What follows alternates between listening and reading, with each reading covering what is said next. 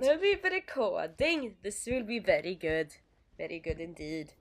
Well, dear Very listeners, we are back here at one podcast. Two girls, one podcast.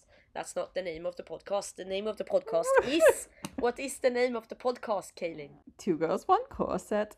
Two girls, one corset. This is Mags. Okay, maybe we should do the official... Okay, here, I'll do the official intro. All right. And this is Kaylin. One. And we are back. We are back. We're recording two episodes in one go tonight. So Ew. if we are a little bit weird, that's why.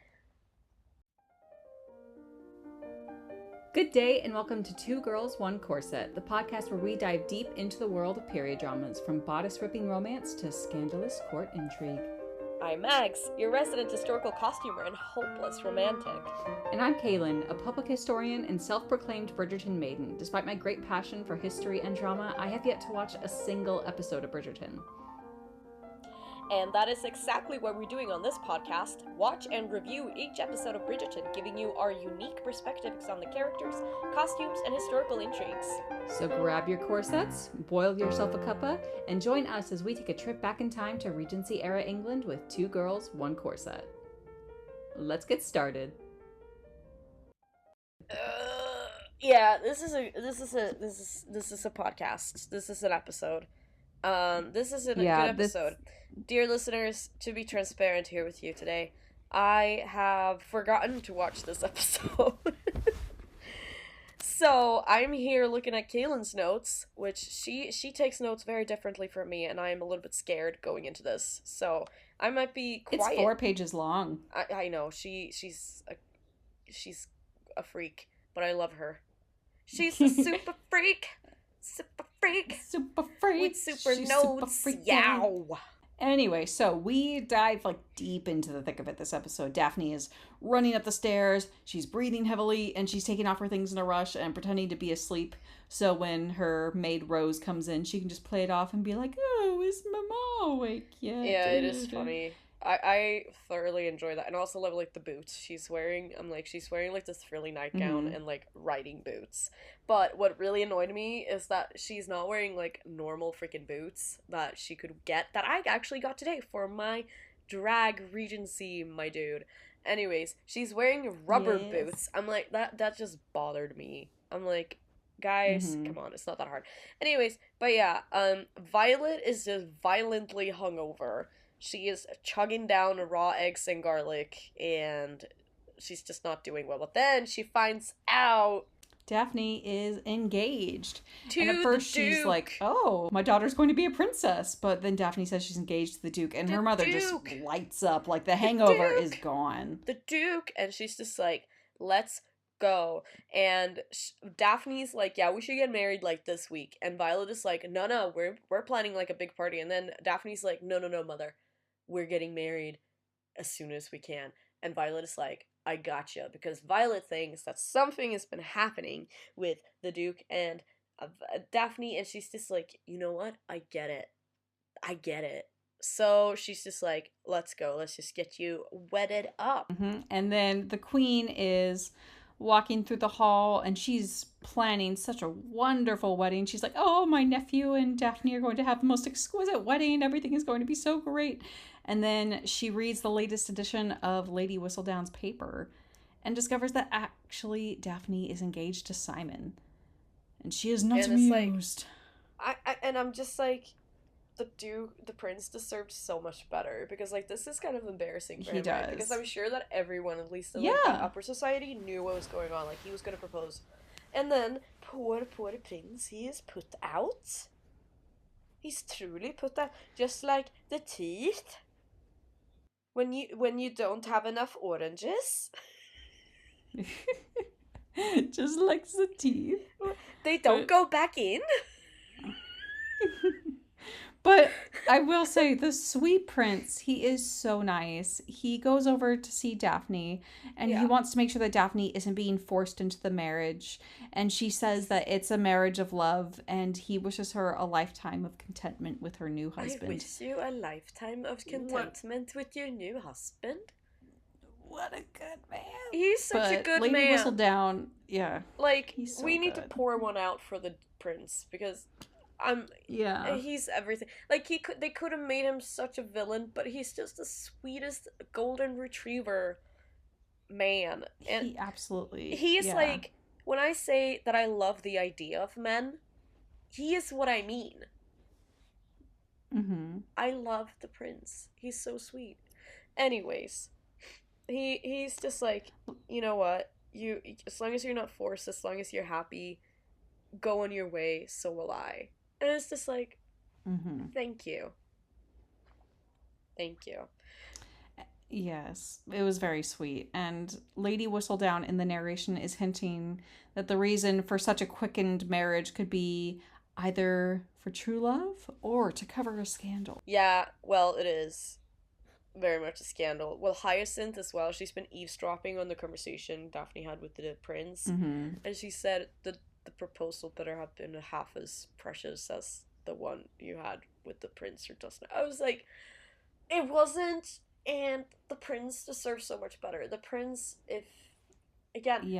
I don't necessarily want to... Okay, the older I get, the less I'm into James Fraser. That's my hot take for the day.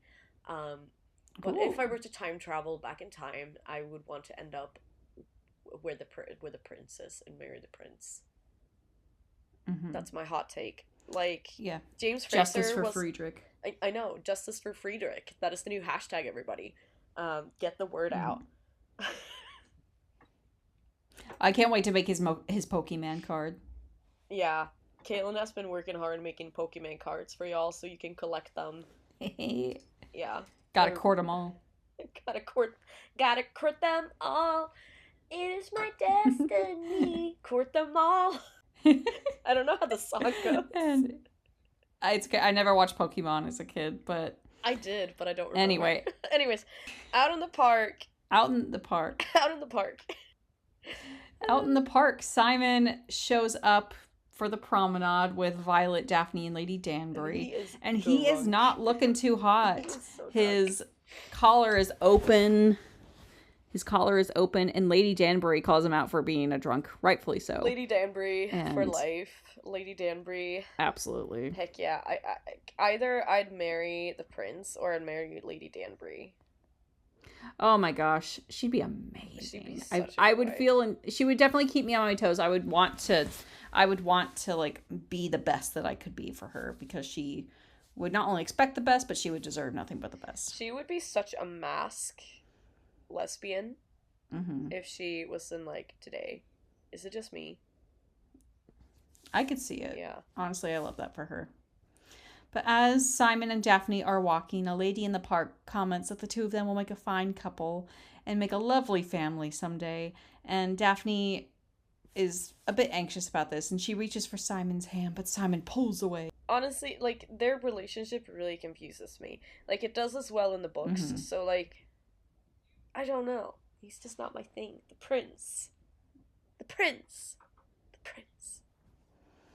Yeah, the back and forth really kind of stresses me out. It stresses me out, too. Well, Anthony goes speaking of back and forth. Oh, yeah. Anthony.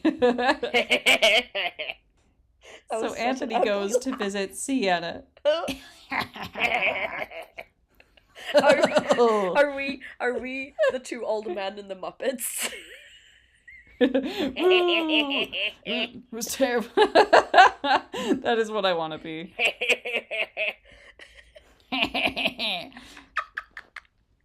Anyway, so Anthony goes to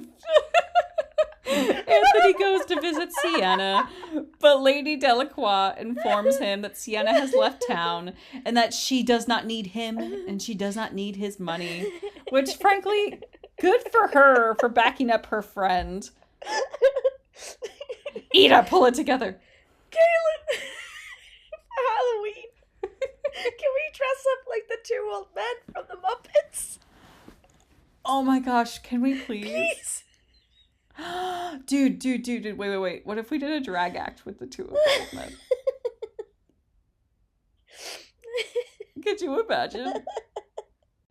If we get 1,000 followers on Spotify for this podcast, we will make that happen. No, I will do it if I have to. I need this to happen.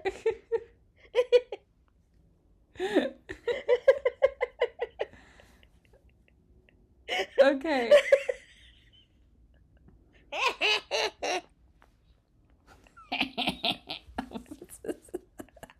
This is quality content.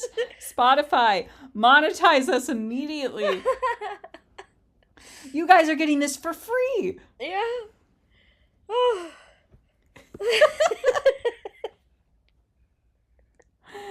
I'm crying. Okay. Dear listeners. Okay. Oh my gosh. Okay. I need you to suck up your last brain cells. Anyway, the Featheringtons cannot afford new dresses because of the debts. And basically, Lord Featherington says that the girls will just have to repeat outfits, which is a shocking idea. But an outfit repeater, I could never. Yeah. I'm trying to be a sustainable girly, but I'm also one of those people who's just like, I've worn this twice. I'm not gonna wear it again. I'm like, what is wrong with me? I'm trying to be better. I'm trying to do better. But you know what? Featheringtons do better. Absolutely. And Colin shows up to give flowers to Marina, and Marina is, once again being polite and happy about the flowers. And Colin jokes that she has the same reaction to the flowers every time, that he must do something more interesting, like give a tomato plant.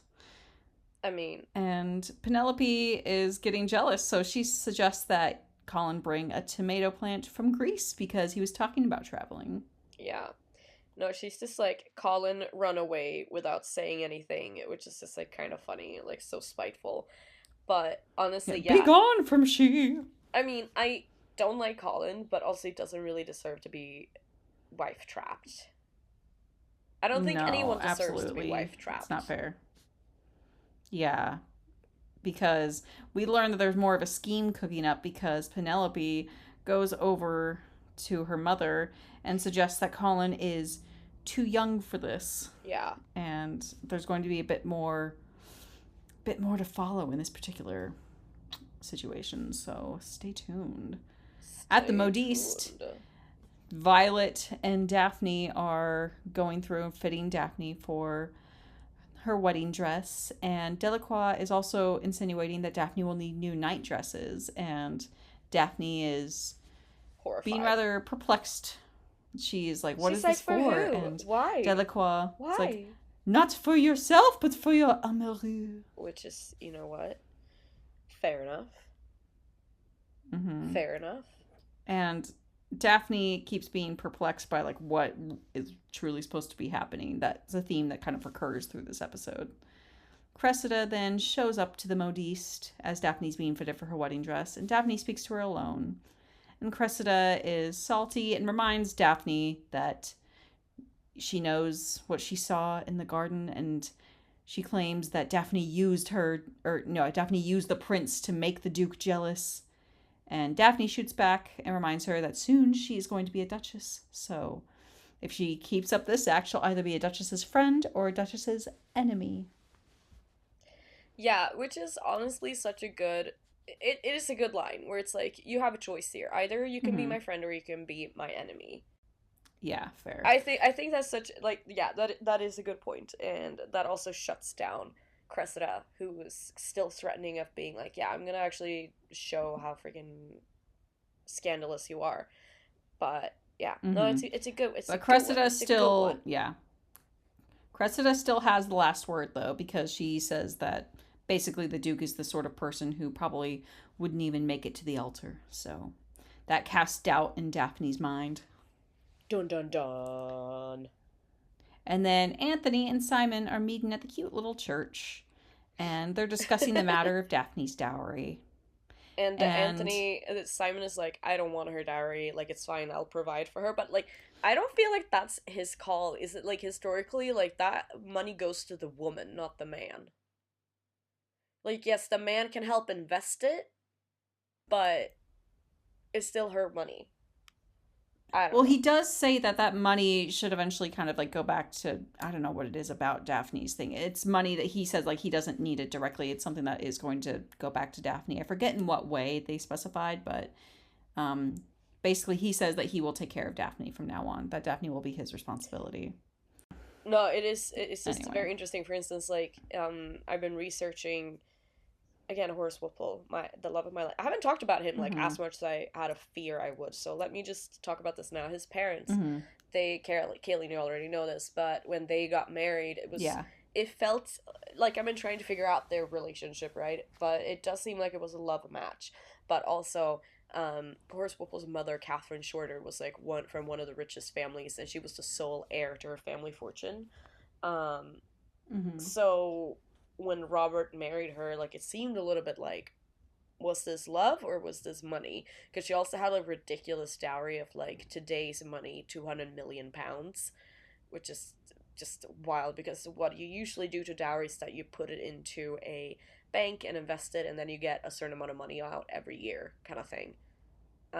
From that dowry, I can't remember what percentage it is, but it's a percentage. However, Catherine Shorter decided to spend it all on the wedding, except for like buying a few jewels and stuff. But other than that, she spent it all on the wedding, which in our terms today, um, the Kardashians, which are some of the most like expensive weddings, private weddings that we see, they spend maybe 15 millions on their wedding. Catherine Shorter spent £200 million on her wedding, which is just such an iconic thing to Really? do. What is even funnier is that her wedding, it wasn't announced. Their wedding wasn't announced until like a few days before it actually happened. So people didn't have time to actually put it in their calendar and actually show up. So it was like a really, really small wedding. Even Robert Walpole's own brother was like, did not realize the wedding was happening, so he didn't come to the wedding. What Man, did they spend the money on? I desperately need to know. I would spend it on like a ridiculous amount of food. Yeah. Anyway, so Who's gonna eat after it this though, Kaylin? discussion of No one's showing up to dowries, the wedding. No yeah, one's showing up to the wedding. I Who's eating will it? I will bear the I will bear the brunt of the burden. I will eat Kaylin, $200 that's million wasted worth of of food. food. That's waste of because Shh. you should invite I shall Violet. eat the Invite food. Violet. Violet is a hungry gal. She's working so hard. She deserves some snacks. Anxious And snacker. Benedict's gonna have the munchies at some point. He can help. Okay. Well, yeah, anyways, the Anyway, Archbishop of yeah. Canterbury rejects the request for a marriage, and they're basically, no, can you do that? I don't know if you can do that. And he's like, well, it came from higher up than me, and bada bing, bada boom, they think the Queen has had something to do with it. Dun dun dun. Mm-hmm. So Lady Danbury, in a discussion with everybody, suggests that they appeal to the Queen and prove how in love they are, which is concerning to both of them because they're both, as far as they both are concerned, this is a marriage of Convenience. not even yeah, it doesn't even seem like, I was going to say convenience, but that doesn't feel like the right word for it. Marriage of It's like very much a force. I marriage. don't know. It is a marriage of inconvenience, but Yeah. Well, yeah. Benedict, our babe, Benedict the babe, he shows up to the artist's den, and there's a bunch of beautiful women dancing, and it's like, I think it's a party, right? Yeah, this is the party. Sorry, I'm like reading your Yeah, notes here, and I can't basically. remember, but yeah, oh yeah, and It's okay. this is what I've been waiting for. This episode is so good. So he Mm-hmm. runs like into Lady Delacroix, Miss Delacroix, and Well, yeah. it's she's And just like, what the hell are you doing here? And he's like, I'm here for the party, I know the host, what can yeah, I and do? she's like, "Oh, shouldn't you go back home to your brother?" But the next thing we know, they are all over each other, Which is and she's leading him away. Yeah. into, yeah, and it's like, oh, okay. And then you see, and there in the bedchamber, he sees Miss Lord Granville with another man. Dun dun dun. Which is like, come on, Benedict. This boy has been flirting with you, but I think it was just like a really harsh reality. But also, Benedict went to Eton. Fair. At Eton, Come they would on. study like homoerotic texts, and they would only stay with other. So like, this shouldn't be that big of a deal for Benedict, which it doesn't Yeah. seem to really be. Which is like, all I want for Benedict's season, which we are being freaking stripped off from this season 3. I'm so mad because really, in the chronology of the books, this is Benedict's season, which is those are probably the best books in all the Bridgerton series, is Benedict's books and Francesca's books, but whatever. I'm so mad we're being robbed and we have to put up with freaking Colin. But some of the fandom have been suggesting that maybe they can make Benedict gay or like queer, bisexual at least. And he has like the person that he ends up with is a man because book spoilers, sorry everybody, but Sophie, which is his love interest, she's like a servant of sorts, which is like not the same implications as like a man falling in love with a man in the Regency period, but kind of, almost. And I just want that for him because that would be so cute. Because, I mean, he's the second really brother. Cute. It doesn't matter. Like, whatever, you know? Can't we just have a bisexual king moment, please? Please? I would love that. Please. But the spicy bit that follows after he sees Granville is that Delacroix leads Benedict over to a friend of hers who he also kisses, and we assume that there is going to be a romance between the three of them as we pan up to a romantic painting of two nude figures. A threesome. I've been talking quite a lot about threesomes to a bunch of different friends recently, and I don't know how I feel about But for them. Why? For why? I mean, it feels like an odd conversation topic, just sort of like spontaneously happen multiple times. Well, the thing is, like, when it comes to like kinky stuff and me, I'm not a very kinky person, but I am definitely curious why people are ticking for certain things. I'm like, why is this interesting for you? Why is this a thing for you? And threesomes, I feel like a lot of people will say that they have had them, but in reality they haven't. But those people that I have talked to, I've both spoken to women who've had threesomes and men who's had threesomes, and it's just really interesting to listen to. And also non-binary people I've talked to about the threesomes as well. I don't know why I've talked to so many people about threesomes. I have no interest in being in a threesome. I will put this out here. I am not interested in a threesome. It seems like a lot of limbs and a lot of fluids that I'm not really excited to put up with. This is also going to be one of those explicit episodes, isn't it? Yeah, I was about to say I'm going to tick the explicit episode. So the thing I pled to Spotify moments earlier about monetizing us, this would get us demonetized. Oh well, it's not like it's not like we're actually missing out on any money here. So anyway, well, help! I sexted my boss is making money. It's fine. We're fine. Okay, fair. Sprinkle, sparkle, spunk. Sprinkle, sparkle, spunk. Well, Benedict may be having a lovely evening, but Simon cannot say the same because Will stumbles upon Simon being drunk on the stones outside a pub, and he's lamenting that he's trapped Daphne into a marriage that she doesn't want. She's trapped, and I'm trapped in the bottle of this bottle. Let me just get myself out of it. And Lady Featherington is being ruthless, like, you need to get a proposal. She's still hopeful for Colin Bridgerton, because we found out that Lord Gross McGrossface is engaged yet?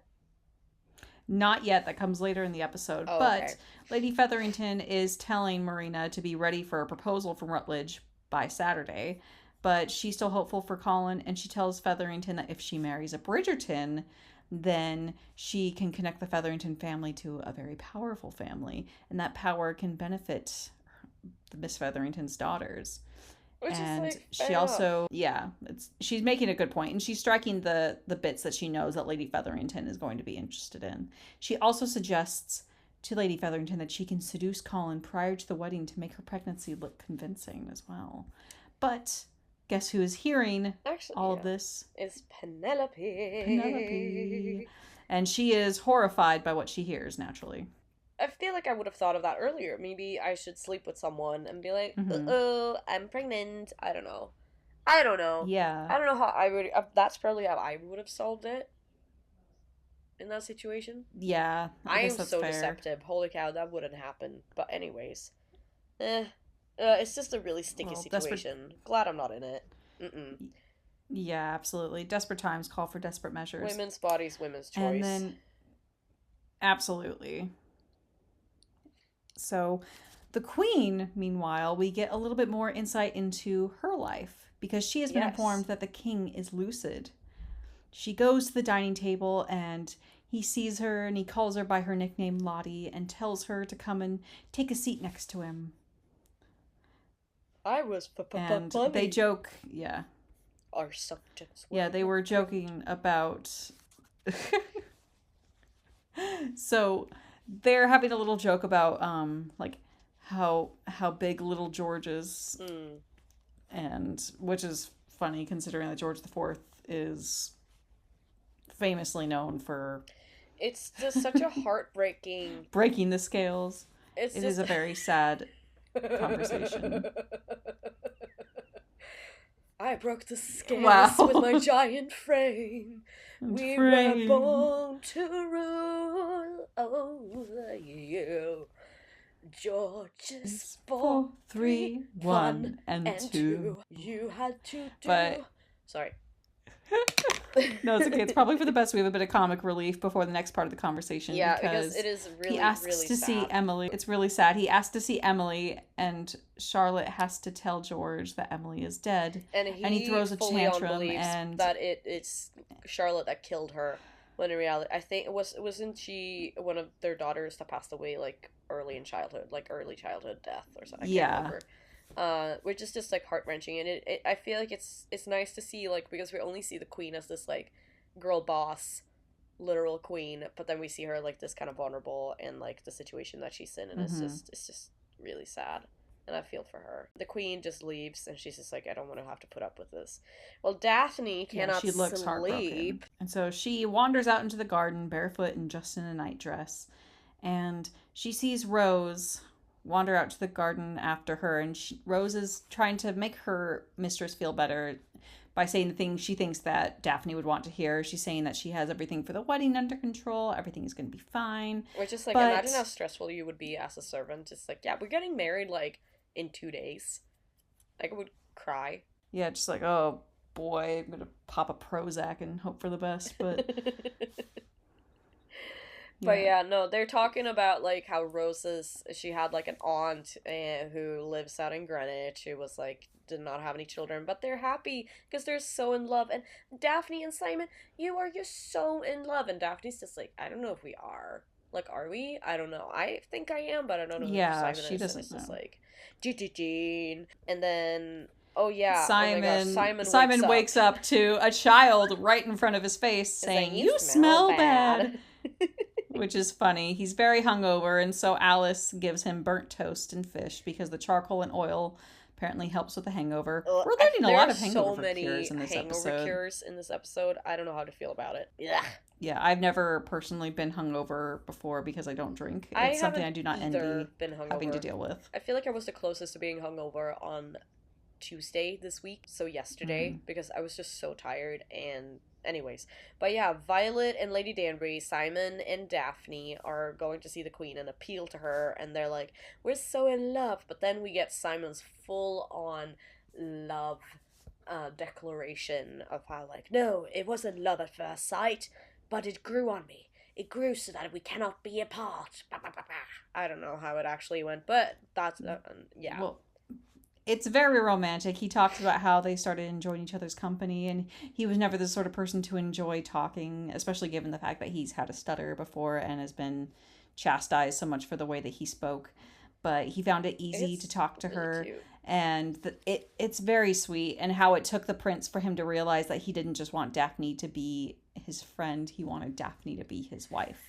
And which this is probably true, but we all know that Daphne thinks this is like him making stuff up, which is so sad. But and then the queen the queen is very clearly considering this and tells Daphne that she has the choice to say yes. And Daphne pauses for a moment and looks over at Simon.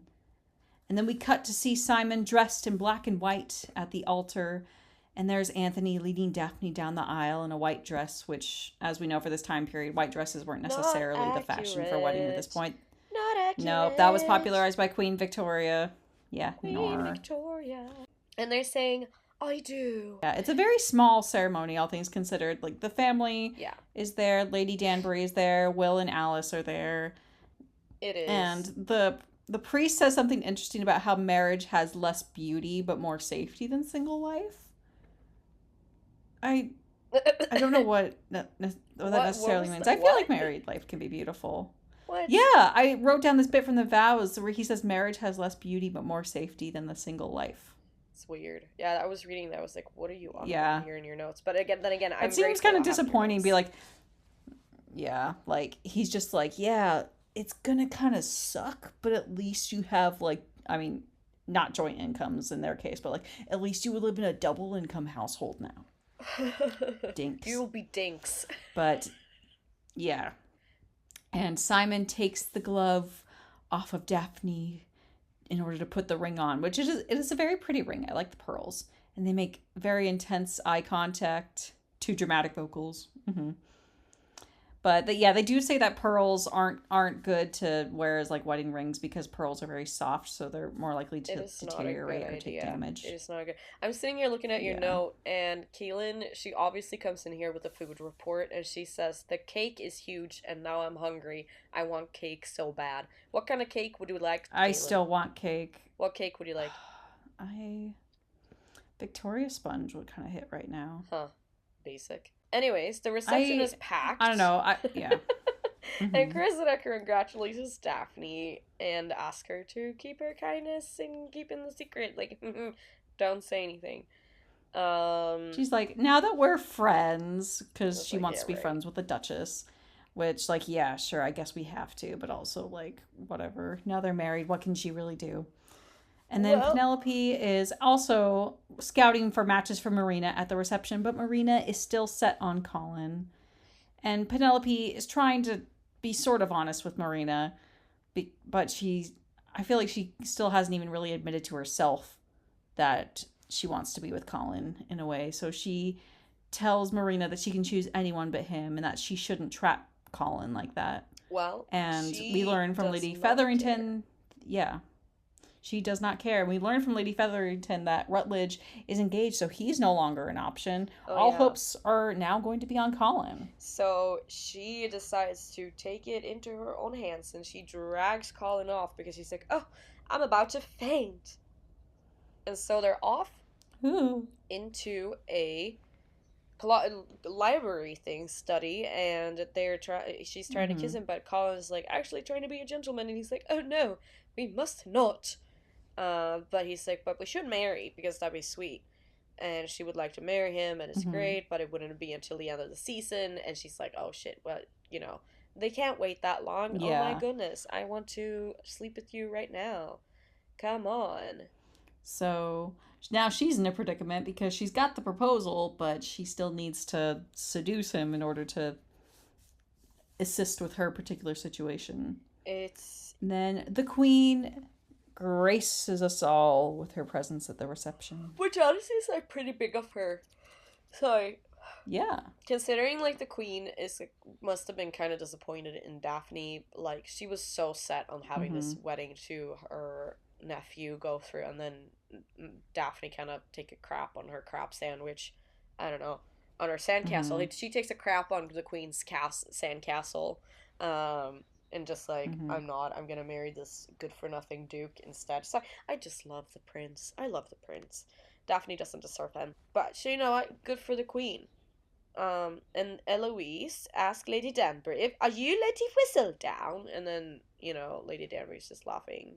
She's like, "Wow, good Yeah, work." she gets a real kick out of this.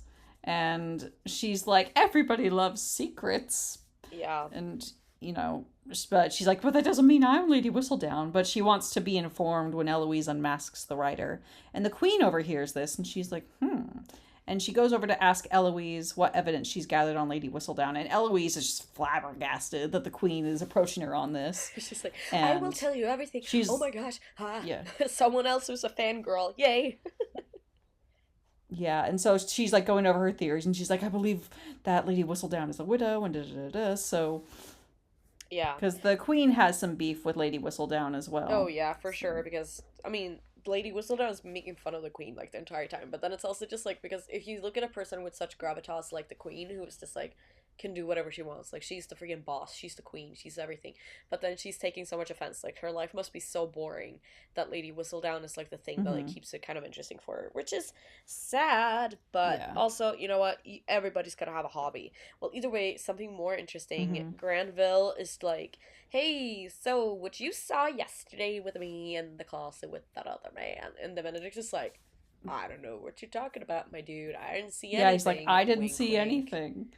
Um, Yeah, which real homey on Benedict's part. yeah. That's a good friend.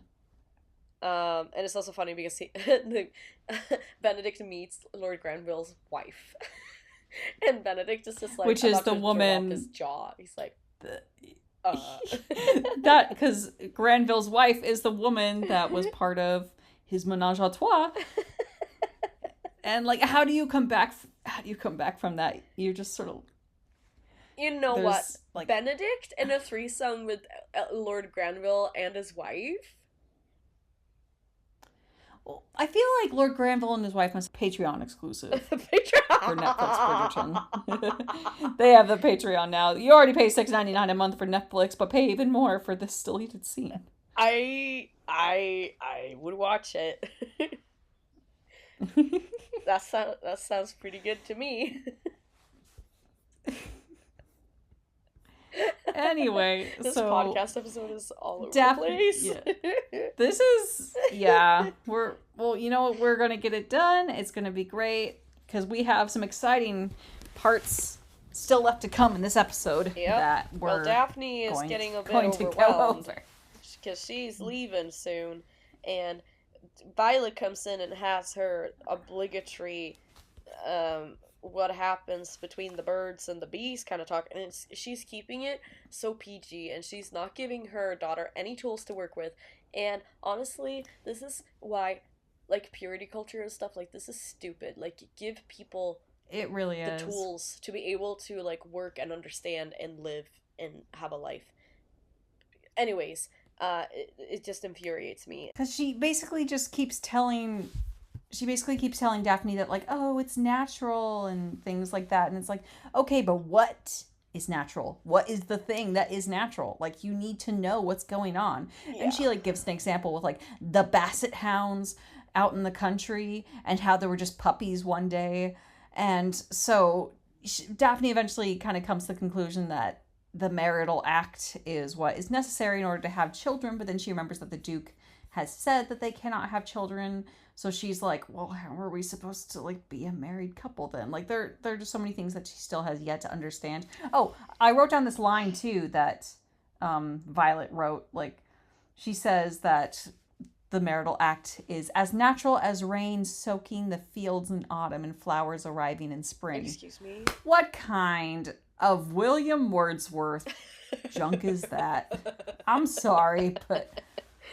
It's and then my heart with pleasure so fills and dances with the daffodils kind of stuff. Oh my gosh. It's so stupid. I was so done at this point in the episode. I'm like, Violet, you're a queen and I love you, but also that was such a rude thing to do.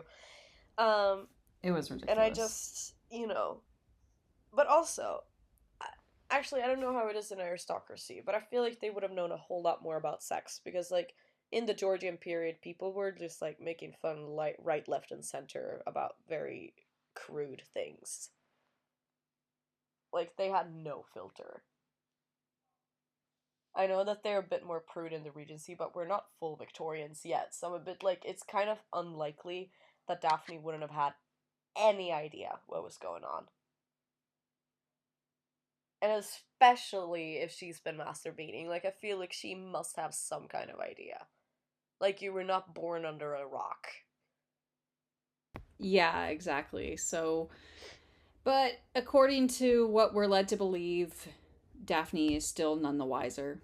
And then we cut to the family Yeah, we cut to the family outside. Also, I found out the kid's name is Gregory, not George.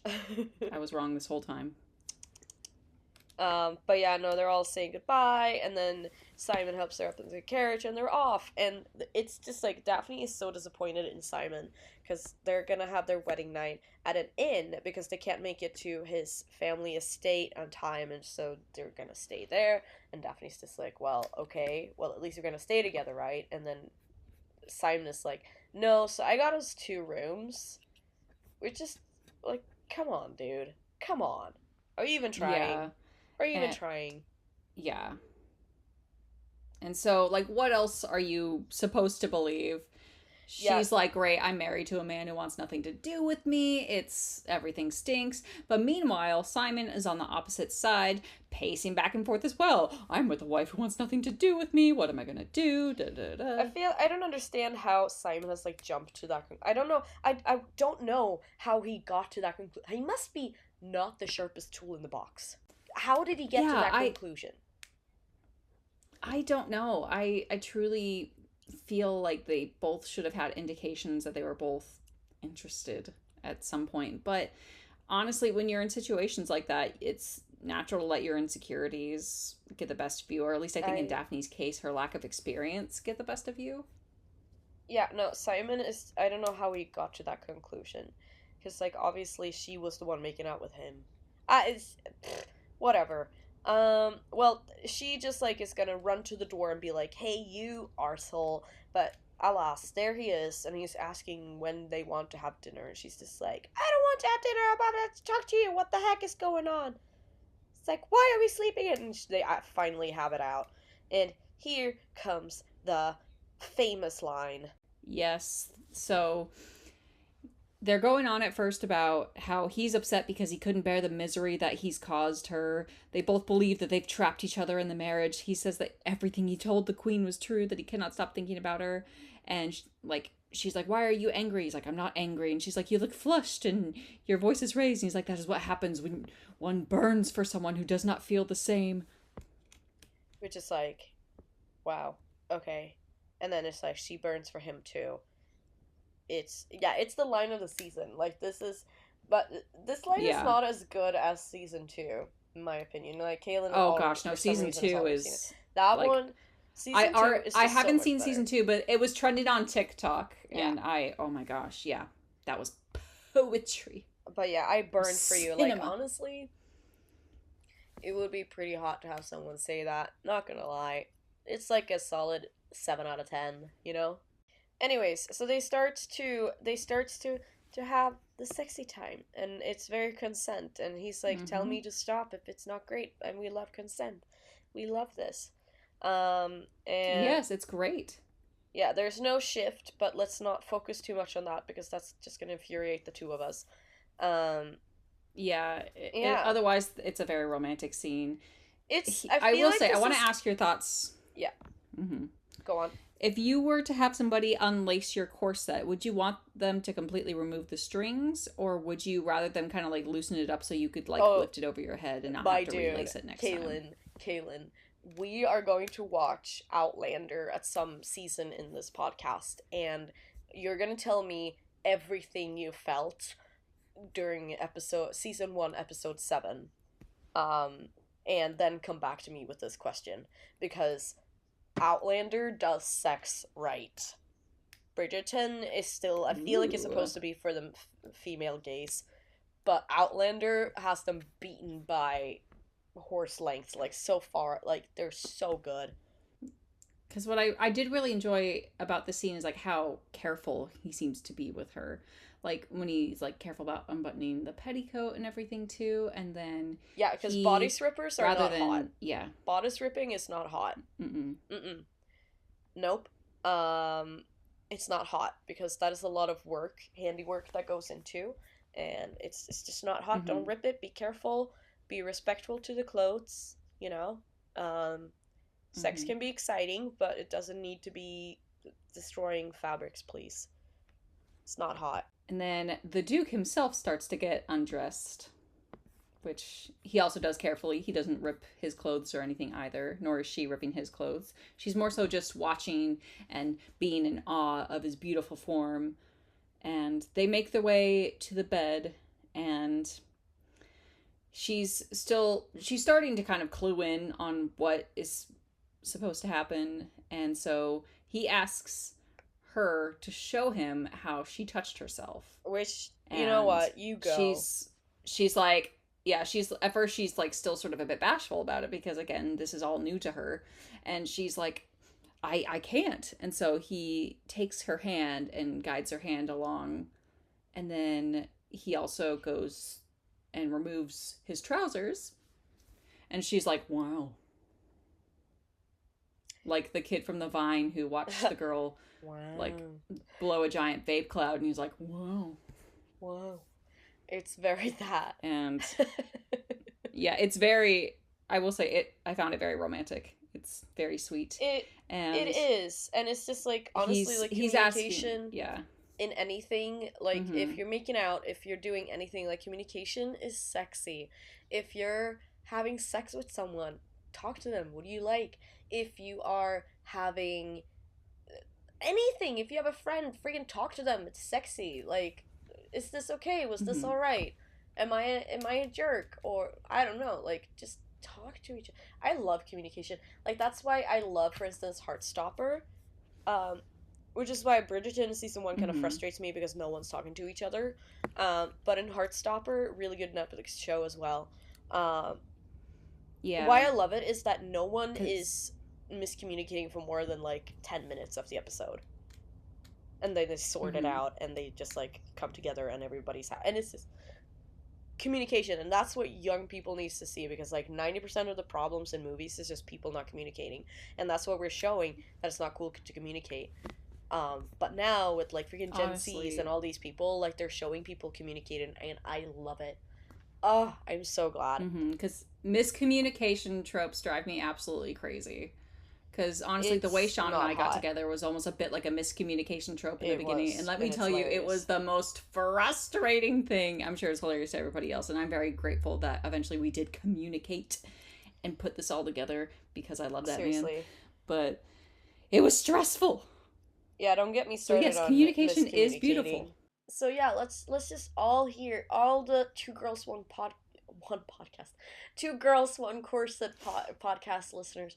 Let's just all agree that we communicate with near and dear ones. If it is your romantic interest, if it's your pal, if it's your dog, everybody just communicate. Have like a moment of sitting down, telling your friend how you're feeling. Kaylin, how are you feeling right now? What can I do better as your pal? Honestly, I think you do a really good job. I can't think of anything that I would need to tell you right now, but I trust you that if the need arises where I need to bring something to your attention, that I can tell you about it. Yeah. No, I feel the same way, Kaylin. Yeah, how are you feeling? Is there anything you want to communicate?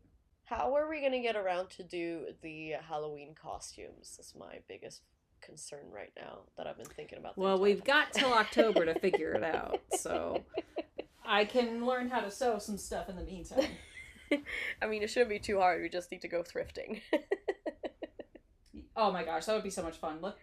Let's do that. I'm so excited. Oh, I'm so excited. Yeah. But let's not forget, at the very end of the episode, what I think is very sweet. So he asks Daphne what she would think about when she would touch herself. And she says that it's she always would think been about you. Him. Always been you. I do remember that. It's always Simon. Yeah. Oh, well, Kaylin, let's look at our scales today.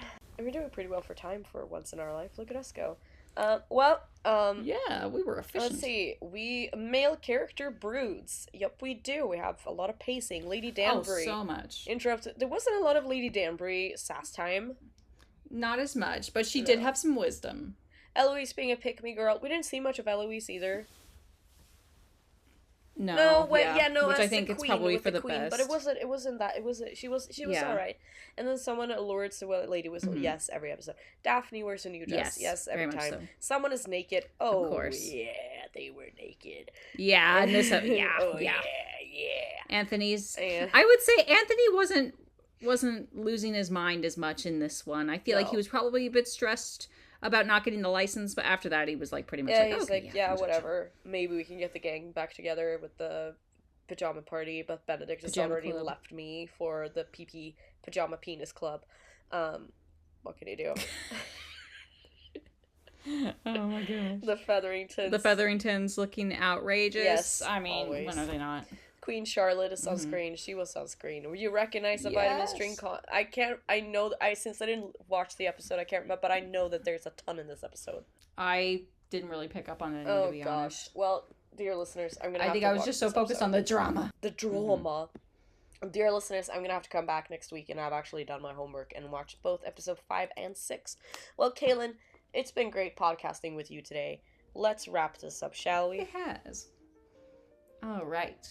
Thank you for listening to Two Girls, One Corset. If you enjoyed our podcast, be sure to subscribe on your favorite podcast platform and leave us a review.